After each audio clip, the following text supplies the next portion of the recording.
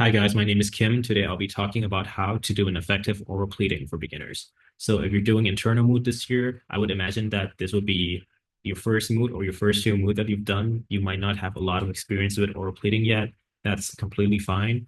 Here's a few tips that might be useful for you. So I have separated this tutorial into two parts, first being the physical aspect and second being the material aspect of doing an oral pleading. First, the physical aspect of doing an oral pleading. So first thing I would like to talk about is posture. This seems like a small thing, but it is quite important. So when you're doing an oral pleading, you're speaking in court to the judges. You're trying to convince them that your argument is correct, which is why when you're doing your oral pleading, you want to look smart, you want to look put together, and you want to have gravitas. So to do that, you need a good posture. You can't stand there talking like that with your, back bent in a bad posture. You're not going to look convincing enough. You're not going to look like you know what you're talking about. Instead, you want to have a good posture. You want to have your back straight, stand tall like that, your shoulders tucked back, and look directly in the judge's eyes when you're talking. Next is hands. A lot of people don't know what to do with their hands when they're speaking. And, when you're communicating, when you're speaking to people in real life, a lot of people are pretty expressive with their hands. They like to move their hands around when they talk, myself included. However, when you're doing oral pleading, that is something you should avoid as it can be seen distracting by the judges. So instead of moving your hands around when you talk, you want to put them either like this together or just hold your hands together like this when you talk. Or you would want to, there's a podium in front of you, you'd want to put your hands on the podium instead. So this is to avoid the distractions of, moving your hands around. It could be seen as unprofessional from the judges. So yeah, you want to put your hands in a place that you just keep it there and try not to move it around so much. Next thing we would like to talk about is eye contact. So eye contact is really important because it conveys to the judge that you are communicating directly to them. And it shows that you're confident in what you're talking about. And it shows that, you are confident enough to, assess the judge with the questions or any comments or any concerns that they have, and that you are communicating, that you are conveying the arguments you prepared directly to them. So you will always want to maintain eye contact with the judge. Of course, you have to look down at your script from time to time, but what you want to avoid is you don't want to read directly from the script throughout your entire oral pleading. Of course, you have to look down from time to time, but make sure whenever you finish reading whatever points you have, you want to look back up and make eye contact with the judges, especially when they're asking questions. You always want to maintain eye contact. It is really important. The next part I'll be talking about is how to dress. So this may seem pretty simple to a lot of people. When you're in court, obviously you're doing moot court, you're doing oral pleading, you want to wear a suit, right? So yeah, you're correct. But here's a few things that I would like to talk about in details just so you can get 100% correct. So of course you want to wear a nice pair of trousers with a nice dress shirt and a nice suit. So when you're doing an oral pleading, it is the highest level of formality. So if you're a guy, you always want to make sure that you have a necktie, that you're wearing a necktie as well, and also that you're wearing a nice dress shoe. So if you don't have a suit, I would suggest wearing a friend or getting one tailored.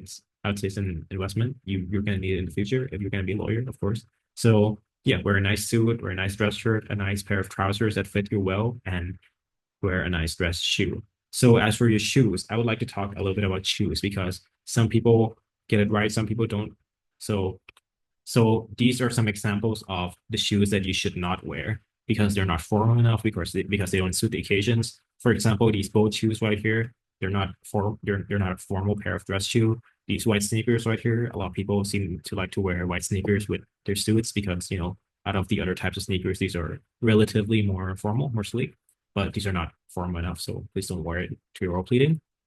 These like hybrid between like dress shoes and sneakers, like something like this, but please don't wear this. It's ugly. Um, some like this, like a black and white penny loafers. I think these look great, but I think it's not formal enough to be worn in a court setting. Same thing with this suede loafer right here. These look great, but they're just not formal enough for, pleading. And this one right here, a lot of people like to wear these like what's it called? Like open back, open heel horseback loafers, something like this, something with the back cut off.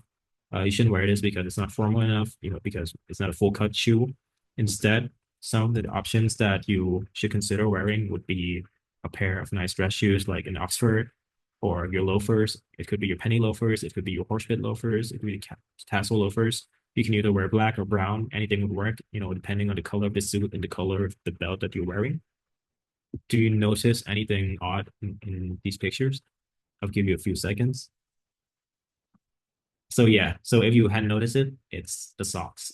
When you're wearing a dress shoe, a lot of people like to wear their dress shoes with no sock or a no-show sock or a shorter sock, right? And that is fine.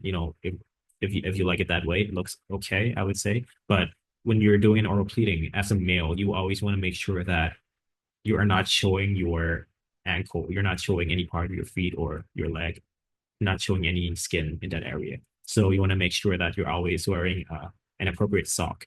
So here are some better examples of what you should wear in a courtroom. A dress sock like this, or basically any sock that is long enough so that when you sit down and your pants are pulled up a little bit, the sock still covers all of your skin. So as a general rule for male, please wear a long sock when you're dressing formally, and especially when you're doing an oral pleading. So as for the color of your socks, it depends on what color your trousers is. So if you're wearing a black pair of trousers, you want to go with a black sock. If you're wearing a navy pair of trousers, you can wear a navy sock or a blue sock, something like that. So for a woman, it's pretty similar. I'm not going to spend too much time on it because I don't know as much, obviously. But you want to wear a nice suit. You can either pair it with a skirt or trousers. Underneath, you'd want to wear a nice dress shirt and no necktie. You can get away with wearing a dress underneath a suit jacket, I think, but I believe that in a more formal setting, I think wearing a nice dress shirt and skirt or a pair of trousers would work the best. As for your footwear, you can wear heels, you can wear pumps, or you can wear loafers. Anything would work as long as they are, closed toe and a formal dress shoe for women. For women, you guys don't necessarily have to wear long sock the way that men have to. It's generally okay to show a little bit of skin in that area. So uh, that's one of the few differences, but mostly it's the same, I would say. So for how you dress, that's basically it. Uh, Now we're going to talk about the material aspect of doing an oral pleading. First is volume. Make sure that the judges hear you loud and clear. Now, the construct of a courtroom is you're going to be standing there with a podium in front of you, and in front of you, there's going to be 3 or 4 judges. So you want to make sure that they hear you loud and clear. More often than not, you'll be speaking to a microphone, but even though there's a microphone, you always want to make sure that you are loud enough for them to hear you because you prepared your script really well, right? You researched, you prepared your memo, you have your script. The next thing to do during the oral pleading is to deliver that for the judges to understand what you prepared. Right. So the next thing I would talk about is time. So when you're doing an oral pleading, there's generally a time limit. I'm not sure how long that would be. It's usually around 10 minutes. Uh, Although you can ask for time extension, around like 1 or 2 minute extension after your pleading. So time management is crucial when you're doing an oral pleading because it is one of the ways that you get scored as well, whether you can keep time or not. So to be able to manage your time well, you should prepare your script really well, prepare a good structure, keep it simple. So when you're doing an oral pleading, you are already using a lot of legal jargons or legal terms in your pleading. So the other words that you're using to deliver your message or your argument should be simple, right? So if you overcomplicate every single word, all that does is confuse the judges even more and sometimes confuse yourself even more as well. So keep it simple, make sure the judges understand you. So I would like to give an example. So when I went to Asia Cup last year, in the international round, people use a lot of really, lengthy choices of words. For example, when you're doing your introduction, most people would be like, good afternoon, Mr. Preston, Your Excellencies, may it please the court. Today, my name is ABCD. Today, I'll be discussing the issues of jurisdiction, which concerns ABCD, and the issues of admissibility, which concerns ABCD for this and this minute, and which will cover ABCD, something like that. Here's what the winning team of Asia Cup did. So they opened their introduction and they just said, good afternoon, Your Excellencies. Today we'll be discussing 2 issues, jurisdiction and admissibility. That's it. They kept it really short so that they can move on to their submissions. And that is what I want you guys to focus on. Keep everything simple. The simpler you make your script, the more legal arguments and the more questions you can answer, and therefore the more points you can put on the board for yourself. So always make sure to mention your references, whether that be, which paragraphs which paragraph you're referencing to in the statements of agreed facts, or which provisions or which treaty you are mentioning. Understand the story in the dispute. You're not just trying to convey your argument. You're trying to tell the story to the judges as well as why you are there today, why you're making the argument that you're making, and why this matters. So always understand the dispute and always understand the story. Remember that when you're doing oral pleading, yes, you are telling a legal argument, but you're also telling a story because there's a dispute. Under all the legal jargons and legal arguments and the provisions, there's a story of why this dispute happened. So always try to understand it and always use that as well. Also have a good understanding of the case, be able to refer to the exact paragraphs in the statements of agreed facts and the content of key legal provisions. So by the time you're doing your oral pleading, you already know what you're going to use as your main provisions or as your main arguments. So if you know that you have to refer to certain event that happened in the facts, make sure that you maybe put a post-it, you print out the statements of agreed facts, right? And then put a post-it on the pages or the certain paragraphs that that particular fact is from, so that you can refer to it really quickly. And it would be pretty useful as well if you can just, remember which paragraph it's from. So a few concerns that may come up is how long you should prepare your script. Because if you prepare your script really long and you meet a hot bench, you'll run out of time. And your script is too short and you meet a cold bench, you will finish before time. So just for context, a hot bench is a panel where the judges ask a lot of questions, and a cold bench is a panel where the judges mostly listen and doesn't particularly ask as much questions. So if you prepare your script to be exactly, let's say exactly 10 minutes without leaving any room for questions, the moment that you meet a hot bench and the judges ask you a lot of questions, it will throw your timing off and you won't be able to finish off your submissions. And you would end up having to ask for time extensions. And even with time extensions, you might not be able to complete your submission. So you have to skip over a few things. And on the contrary, if your script is too short, or if you left too much room for questions and the judges end up not asking any questions, you will finish before time, which is also pretty bad because it could cost you a few points as well. So some suggestions that I would like to for you to consider is to first practice with maybe a friend or a senior who has done moot court before, who can ask you some questions throughout your oral pleading. Keep in mind that like when you're doing an oral pleading, the judges don't ask questions like at the end. Sometimes they do, but what would happen most of the time is that you're talking and then they're just gonna ask questions in the middle of the pleading. So it could throw you out sometimes. Have to get used to that. That is the challenge of doing oral pleading. So another thing that I would suggest is to prepare two scripts. One script for a hot bench, which would be shorter in content and more space to answer questions. And another script is one for the cold bench, which is basically a really long script, a more detailed script that you'd be able to take up all the time. So also when you don't have enough time, there's going to be bailiff left or right side of the courtroom that will let you know that you're running out of time.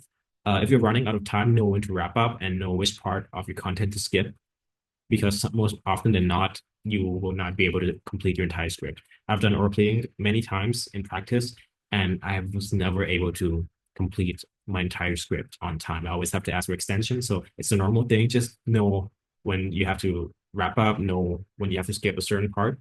And yeah. The next thing is how to handle questions. So first of all, you have to know your stuff.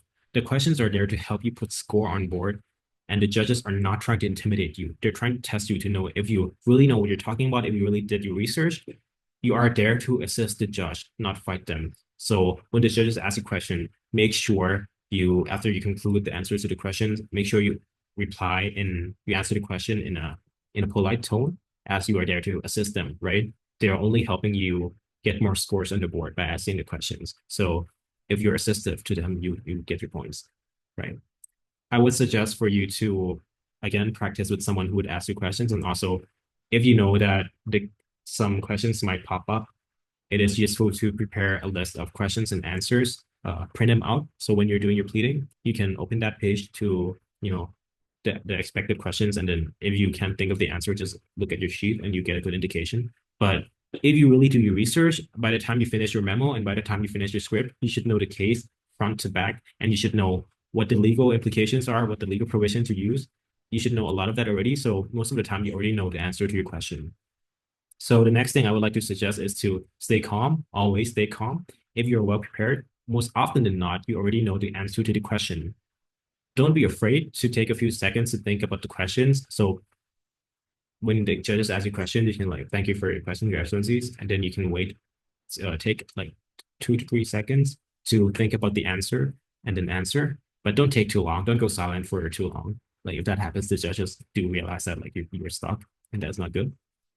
Another thing I would suggest doing is to use the question to lead yourself into your next submission. For example, um, if the question concerns something that you were gonna get to on your next submission anyway, you can just say like, "Thank you, Your Excellency. Um, if I may address this question in our next submission, I would like to, I would like to make the submission A, B, C, D, whatever."